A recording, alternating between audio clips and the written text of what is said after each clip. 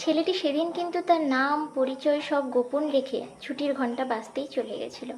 কিন্তু মণিকে অঙ্ক বলে দেওয়ায় বা অন্য কিছু ওকে ভীষণভাবে আপ্লুত করেছিল। টিউশন থেকে বাড়ি এসে স্কুলের জন্য রওনা দেয় পায়ে হেঁটে 2 কিলোমিটার পথ। মণি রাস্তায় হাঁটছে, কিন্তু তার মন ভাবছে যদি একটিবার ছেলেটির সাথে দেখা হতো। না, সেদিন স্কুলেও খুব করে খুঁজেছে, দেখতে পায়নি।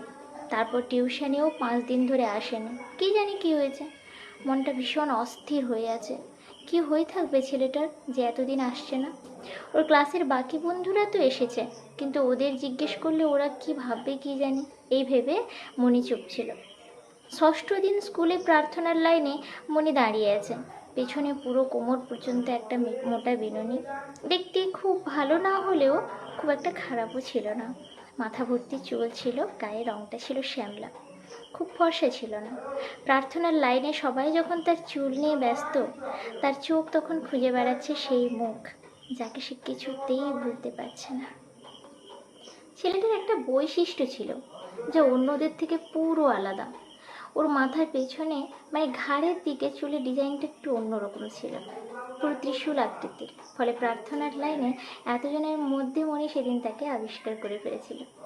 অন্তত পক্ষে এটাই তার কাছে অনেক যে ছেলেটি সেই একই স্কুলে পড়ে, একদিন না একদিন দেখা তো নিশ্চয়ই হবে। যদিও বা কোন ক্লাসে পড়ে তা সেটা জানা ছিল না, কিন্তু মনটা খুব খুশি ছিল। প্রার্থনার শেষে যে যার শ্রেণীকক্ষে চলে গেলেও মনের চোখ তখনও খুঁজে বেড়াচ্ছে ছেলেটিকে। প্রথম দ্বিতীয় পিরিয়ড কেটে যাওয়ার পর তৃতীয় পিরিয়ডের ঠিক মাঝামাঝি সময়ে কয়েকজন ছেলে তাদের ক্লাসে এলো। খুব বড় বড় ছেলে ওরা। সরস্বতী পুজোর চাঁদা এবং বার্ষিক অনুষ্ঠান সম্বন্ধে ওরা কিছু বলতে এসেছিল। মনে সেভাবে কোনো ছেলেকে দেখতেও না। ওদের বলা শেষ হলে বেরিয়ে যাওয়ার সময় লক্ষ্য করলো সে ত্রিশূলাকৃতি ডিজাইন চুলের ছেলেটা।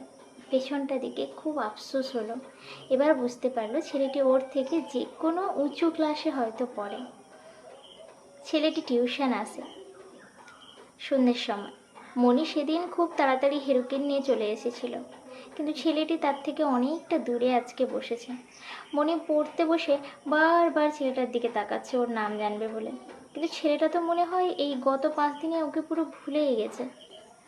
যখনই মণি দেখছে ও পড়াশোনা করছে এবং তার ফাঁকে যতটুকু সময় পাচ্ছে সে তার বন্ধুদের সাথে কথা বলায় ব্যস্ত আছে, মনটা খুব খারাপ হয়ে গেল। ও ভাবলো আমি কি এতটাই খারাপ কি কারো বন্ধুত্বেরও যোগ্য নেই?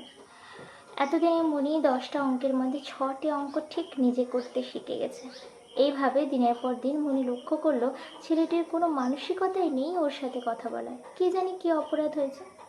মণিরও খুব রাগ হলো, সেও আর কথা বলতে চাইল না।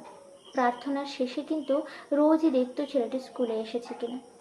তখন শীতকাল, 7টা পিরিয়ড শেষ করে মণি বাড়ি ফিরছে পায়ে হাঁটা পথে। ভীষণ খিদে পেয়েছিল ওকে।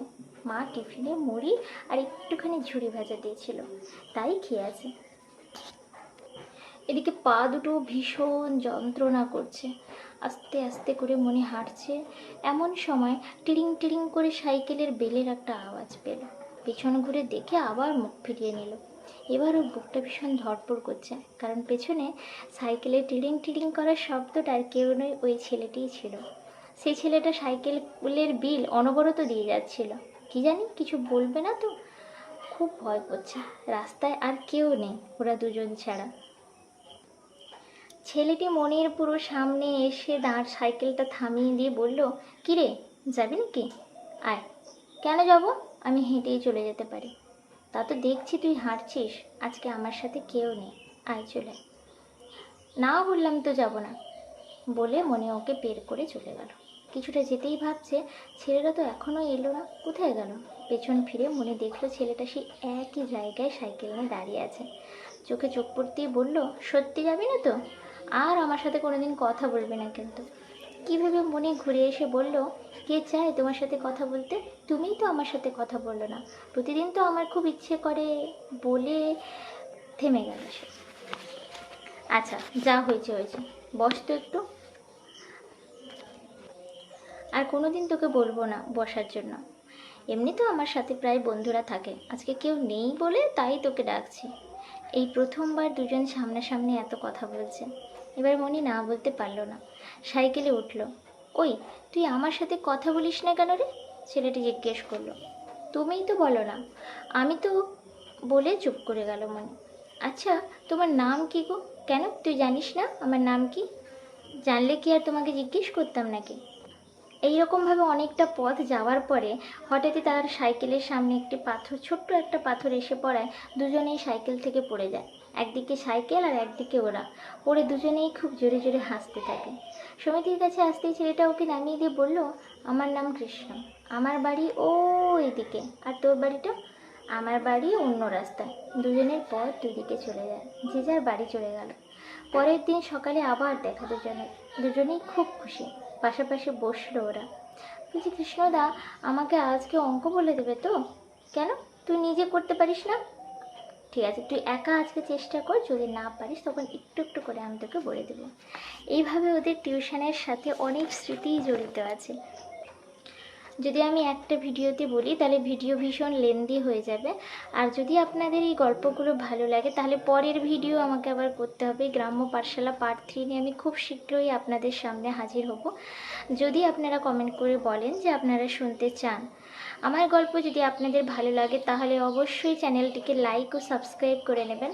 নতুন নতুন ভিডিওর নোটিফিকেশান পেতে পাশে থাকা বেল আইকনটিকে অবশ্যই ক্লিক করে দেবেন এবং কমেন্ট করে জানাবেন আপনাদের মতামত এবং আপনাদের এরকম টিউশনের কোনো অভিজ্ঞতা আছে কিনা, টিউশনের কোনো প্রেমিক ছিল কিনা, অবশ্যই কমেন্ট করে জানাবেন। নমস্কার, সবাই ভালো থাকবেন।